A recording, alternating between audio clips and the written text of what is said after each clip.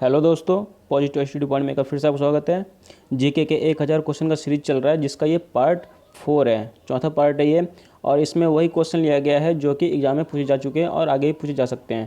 तो इसलिए आपके लिए अब बहुत महत्वपूर्ण हो जाता है सभी क्वेश्चन, इसलिए वीडियो लास्ट देखिएगा। इसमें वही क्वेश्चन लिया गया है जो जो कि आपका लूसेंट बुक के जो विभिन्न बुक है लूसेंट के, उस सब से ही क्वेश्चन उठाया गया है।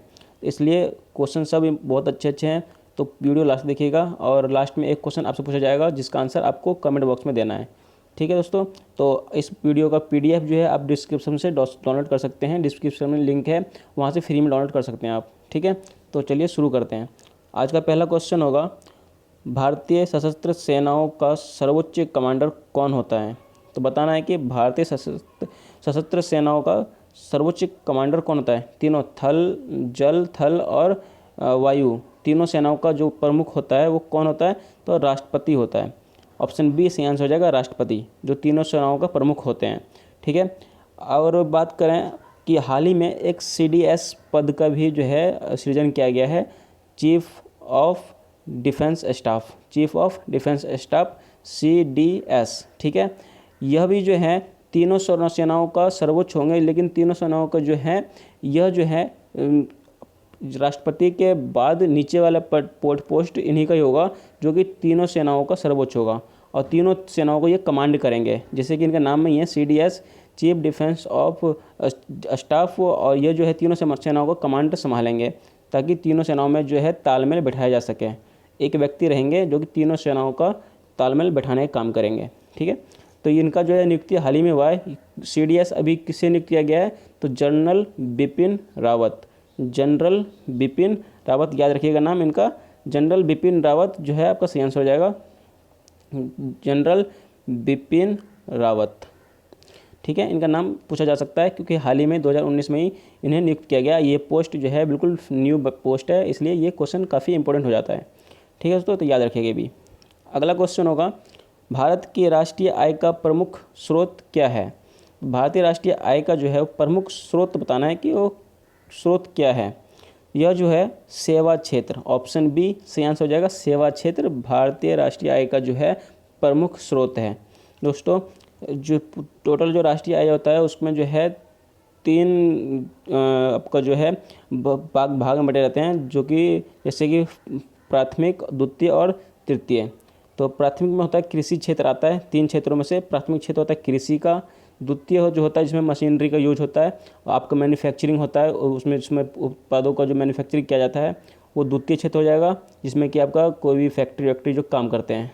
पहला क्षेत्र जो कृषि, जो रॉ मटेरियल उत्पादन हो, कच्चे माल का उत्पादन करता हो, वह पहला क्षेत्र होता है।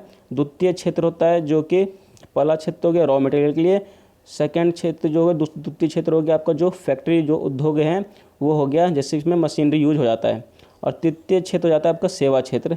ठीक है, तृतीय क्षेत्र होता है जो कि सेवा क्षेत्र, सर्विस सेक्टर कहलाता है, वो सर्विस क्षेत्र। तो यह 3 क्षेत्र होते हैं। पहला जो कि प्रथम है तो कृषि क्षेत्र, दूसरा होता है आपका मैन्युफैक्चरिंग सेक्टर और तीसरा होता है आपका सर्विस सेक्टर। तो भारत जो है सेवा क्षेत्र यानी कि तृतीय क्षेत्र में जो है बहुत अच्छा अपना क्या नाम है प्रोग्रेस कर रहा है। ठीक है, तो इसलिए याद रखिएगा सेवा क्षेत्र भारत राष्ट्रीय आय का प्रमुख स्रोत है। ठीक है, और भारतीय राष्ट्रीय आय का जो आकलन करता है वो कौन करता है? केंद्रीय सांख्यिकी संगठन, केंद्रीय सांख्यिकी संगठन, याद रखिएगा। यह जो है भारतीय राष्ट्रीय आय का आकलन करता है। यह भी क्वेश्चन बनता है कि भारतीय राष्ट्रीय आय का आकलन किसके द्वारा किया जाता है? केंद्रीय सांख्यिकी संगठन। अगला क्वेश्चन हो जाएगा, पूर्णतया भारत में स्थित सबसे ऊंची पर्वत चोटी कौन सी है? तो बताना है कि पूर्णतया भारत में स्थित सबसे ऊंची पर्वत चोटी कौन सी है। सही आंसर हो जाएगा गॉडविन ऑस्टिन, गॉडविन ऑस्टिन सही आंसर हो जाएगा, ऑप्शन ए। इस क्वेश्चन में काफ़ी कन्फ्यूजन होता है बच्चों को कि जो एक तो हो गया आपका कंचनजंगा और एक हो गया गॉडविन ऑस्टिन यानी कि K2, इसी को बोलते हैं K2। ठीक है, और इन दोनों में कन्फ्यूजन ये होता है कि कंचनजंगा जो है वो सबसे ऊंची चोटी है, लेकिन वो पूर्णतया पूरी तरह से भारत में स्थित नहीं है, कुछ भाग नेपाल में भी स्थित है, जो कि आपका हिमालय पर्वत पर स्थित है। हिमालय पर्वत की सबसे ऊंची चोटी है कंचनजंगा, जो कि पूरी तरह से भारत में स्थित नहीं है, इसलिए इसको जो है पूर्णतया भारत में स्थित नहीं बोला जाएगा। अगर क्वेश्चन पूछा जाए जैसे पूर्णतया भारत में स्थित, तो गॉडविन ऑस्टिन है सबसे ऊंची चोटी है। लेकिन अगर ओवरऑल बता दें भारत में जो है सबसे ऊंची चोटी कौन सी है, तो कंचनजंगा आंसर सही होगा आपको। ठीक है, तो ये कन्फ्यूजन दूर रखिएगा हमेशा। अगला क्वेश्चन हो जाएगा, प्राचीनतम व्याकरण अष्टाध्यायी के रचनाकार कौन है? तो अष्टाध्यायी जो है व्याकरण है, प्राचीनतम एक सबसे पुराना आपका व्याकरण है अष्टाध्यायी, इसकी रचना किसने किया था? तो पाणिनि ने। ऑप्शन डी सही आंसर हो जाएगा, पाणिनि ने किया था। ठीक है, ये याद रखना। अगला क्वेश्चन है, निम्नलिखित में से कौन अंतिम मुगल सम्राट था? अंतिम मुगल सम्राट बताना कि कौन था? तो बहादुर शाह द्वितीय अंतिम मुगल सम्राट था, बहादुर शाह द्वितीय। प्रथम पूछा जाए तो प्रथम तो थे वो बाबर था, बाबर। ठीक है, बाबर। प्रथम मुगल सम्राट बाबर था और अंतिम था बहादुर शाह द्वितीय, याद रखना। अगला क्वेश्चन हो जाएगा, प्रथम अंतर्राष्ट्रीय क्रिकेट मैच किसके बीच खेला गया था? तो पहला अंतर्राष्ट्रीय क्रिकेट मैच जो है वो किसके बीच खेला गया था? तो ऑस्ट्रेलिया और इंग्लैंड के बीच, ऑस्ट्रेलिया और इंग्लैंड के बीच खेला गया था पहला अंतर्राष्ट्रीय क्रिकेट मैच। अगला क्वेश्चन हो जाएगा, आटाकामा मरुस्थल किस दक्षिणी अमेरिकी देश में स्थित है? तो आटाकामा मरुस्थल के बारे में बताना है कि यह किस देश में, किस दक्षिणी अमेरिकी देश में स्थित है? तो यह जो है चिली में स्थित है। ऑप्शन ए चिली सही आंसर हो जाएगा आपका, ऑप्शन ए चिली। अगला क्वेश्चन हो जाएगा, प्रकाश संश्लेषण के दौरान कौन सी गैस निकलती है? प्रकाश संश्लेषण के दौरान कौन सी गैस निकलती है, ये बताना है। इसका सही आंसर हो जाएगा ऑप्शन बी ऑक्सीजन। ठीक है, ऑक्सीजन गैस निकलती है प्रकाश संश्लेषण के दौरान। ठीक है, प्रकाश संश्लेषण जो है पौधों के पत्तियों के द्वारा किया जाता है और जिससे कि क्लोरोफिल उत्पन्न होता है। ठीक है, जो कि पौधों के लिए भोजन का काम करता है।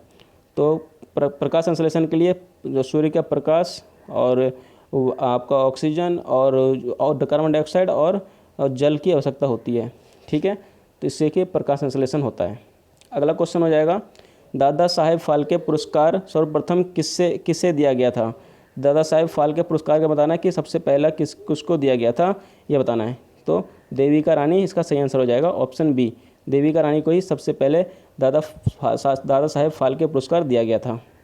अगला क्वेश्चन हो जाएगा आपका, इस क्वेश्चन में एक और चीज़ याद रखिएगा कि 2019 में हाल ही में जो कि दादा साहेब फाल्के पुरस्कार दिया गया था 2019 में अमिताभ बच्चन को, ये भी याद रखना आप। ये करंट का क्वेश्चन हो जाएगा, 2019 में अमिताभ बच्चन को मिला था दादा साहेब फाल्के पुरस्कार।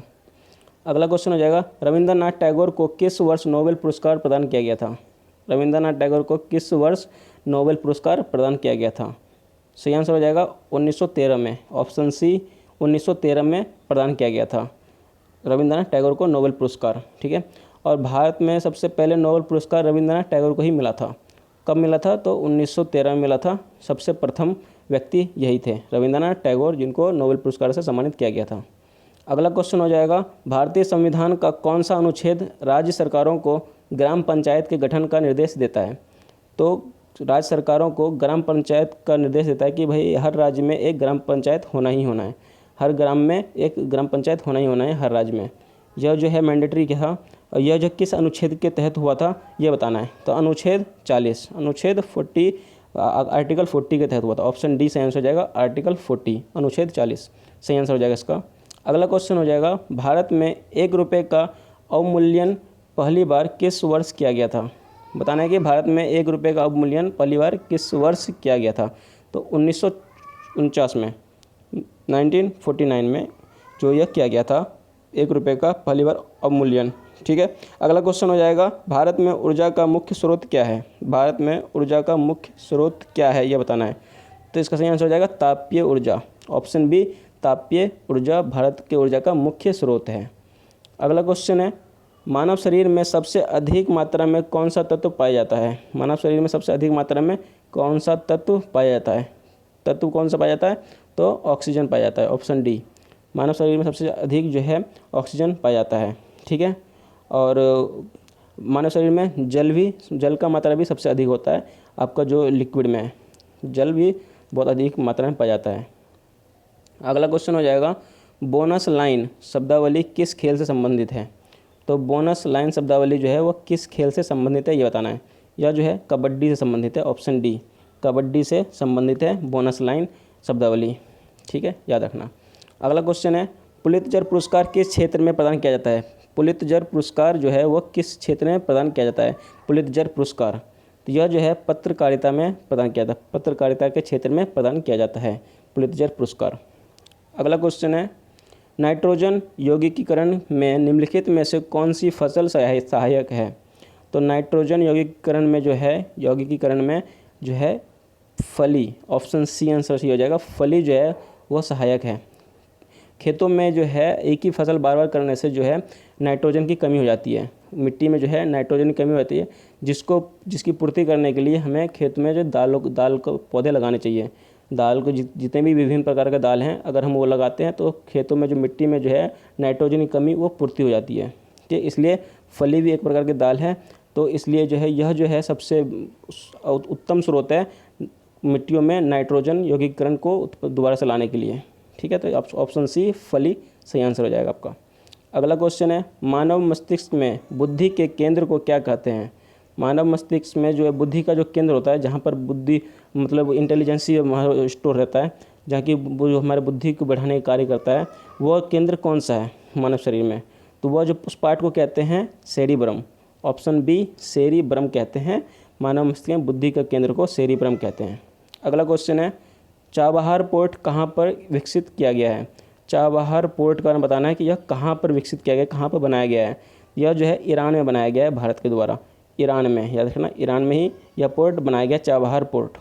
अगला क्वेश्चन है और यह जो है हिंद महासागर में स्थित है। ठीक है, याद रखना हिंद महासागर में। अगला क्वेश्चन है कि हिंद महासागर नहीं, अरब सागर, सॉरी अरब सागर में स्थित है, याद रखना अरब सागर। अगला क्वेश्चन होगा क्रेडिट कार्ड को किस नाम से जाना जाता है। क्रेडिट कार्ड को किस नाम से जाना जाता है ये बताना है। तो क्रेडिट कार्ड को एक प्लास्टिक मनी के नाम जाना जाता है, प्लास्टिक मनी के नाम से भी जाना जाता है क्रेडिट कार्ड को। ठीक है, याद रखना। अगला क्वेश्चन होगा भारत में पहली बार लोक सेवा आयोग की स्थापना किस अधिनियम के तहत हुई।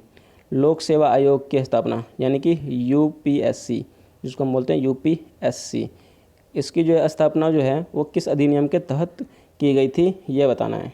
यह जो की गई थी भारत सरकार अधिनियम 1919, भारत सरकार अधिनियम 1919 सही आंसर हो जाएगा। इसी के तहत जो है यूपीएससी का जो सिविल सेवा आयोग जो है, जो कि आपका यूपीएससी आईएएस का एग्ज़ाम कंडक्ट करवाते हैं, उसका स्थापना किया गया था भारत सरकार अधिनियम 1919 के तहत। बहुत इंपॉर्टेंट क्वेश्चन है, याद रखना जरूर। अगला क्वेश्चन है दक्षिण अफ्रीका में महात्मा गांधी जी के द्वारा प्रकाशित पत्रिका का नाम क्या था। तो दक्षिण अफ्रीका में जब महात्मा गांधी थे वहाँ पर जो आपका जो है कोई प्रकाशित एक पत्रिका जो प्रकाशित किया गया था महात्मा गांधी के द्वारा, उसका नाम क्या है पत्रिका का। तो इंडियन ओपिनियन, इंडियन ओपिनियन जो है वो पत्रिका का नाम है, याद रखना ऑप्शन बी इंडियन ओपिनियन। अगला क्वेश्चन होगा भारत एवं पाकिस्तान के बीच सीमांकन किसने किया था। भारत एवं पाकिस्तान के बीच सीमांकन जो है वो किसने किया था ये बताना है। माने कि सीमा का जो निर्माण किया था वो किसके द्वारा किया गया था। भारत और पाकिस्तान के बीच सीमा रेखा किसके द्वारा खींचा गया था। तो सही आंसर हो जाएगा sir Cyril Radcliffe, sir Cyril Radcliffe, option B सही आंसर हो जाएगा sir Cyril Radcliffe, option B. इनके द्वारा ही जो है भारत और पाकिस्तान के बीच जो है सीमांकन किया गया था। और भारत और पाकिस्तान के बीच का जो सीमा रेखा है उसका नाम क्या है, तो रेड क्लिफ, इन्हीं के नाम पर रखा गया है रेड क्लिफ। अगला क्वेश्चन हो जाएगा 1976 में 42वें संशोधन के द्वारा संविधान में नागरिकों के लिए कितने मौलिक कर्तव्य निश्चित किए गए हैं। तो बताना है कि संविधान में जो है 1976 में 42वें संशोधन के द्वारा कितने मौलिक कर्तव्य जो है वो सुनिश्चित किया गया है। तो सही आंसर हो जाएगा 10, ऑप्शन बी 10 मौलिक कर्तव्य जो है वो सुनिश्चित किया गया है। अगला क्वेश्चन है भारत का सबसे लंबा राष्ट्रीय राजमार्ग कौन सा है। भारत का सबसे लंबा राष्ट्रीय राजमार्ग बताना है कौन सा है। तो NH7, डी ऑप्शन सही आंसर हो जाएगा। NH7 जो है भारत का सबसे लंबा राष्ट्रीय राजमार्ग है। ठीक है, और जो है इसी का जो है नाम बदलकर अब क्या कर दिया गया है, NH44 नया नाम कर दिया। हाल ही में जो इसका नाम बदल करके NH44 कर दिया गया है, NH44। ठीक है, और यह जो है श्रीनगर को कन्याकुमारी से जोड़ता है, श्रीनगर को कन्याकुमारी से जोड़ता है और भारत का सबसे लंबा राष्ट्रीय राजमार्ग है ये। तो दोस्तों ये टोटल 25 क्वेश्चन थे जो कि आपके एग्जाम के लिए बहुत महत्वपूर्ण है, और इसको एक बार रिवाइज कर लीजिएगा। आप PDF डाउनलोड करके रिवाइज कर सकते हैं इसको। और क्वेश्चन ऑफ द डे होगा जिसका आंसर आपको कमेंट बॉक्स में बताना है। गांधी जी ने अपनी आत्मकथा मूल्यतः किस भाषा में लिखी थी? गांधी जी ने अपनी आत्मकथा जो है वो किस भाषा में लिखी थी यह बताना है। इसका जो भी सही आंसर है आप कमेंट बॉक्स में ज़रूर बताएं अगर आपको पता है तो, ठीक है। और आज के लिए इतना ही। उम्मीद करता हूँ कि वीडियो आपको अच्छा लगा होगा। इंपॉर्टेंट काफ़ी क्वेश्चन है, आपके लिए भी काफ़ी महत्वपूर्ण होगा ये सभी क्वेश्चन, आपको काफ़ी हेल्प करेगा आपके एग्जामों में। और भी दोस्तों इस तरह के क्वेश्चन पाने के लिए और भी इस तरह के वीडियो पाने के लिए, क्योंकि 1000 का सीरीज चल रहा है और ये पार्ट 4 है, इसके अलावा भी और कई सारे पार्ट अभी आना है, तो इसलिए आप उसके लिए चैनल को सब्सक्राइब कर लें, पॉजिटिव स्टडी पॉइंट को, और बेल आइकन दबा करके ऑल नोटिफिकेशन सेलेक्ट कर लें, ठीक है, ताकि हर वीडियो का नोटिफिकेशन आपको समय से मिल जाए। अगर अच्छा लगा हो तो लाइक ज़रूर कीजिएगा और अपने दोस्तों का शेयर कीजिएगा, ताकि जो है उनको भी हेल्प हो सके। तो चलते हैं, मिलते हैं अगले वीडियो में, तब तक के लिए मस्त होकर पढ़िए। जय हिंद, जय भारत।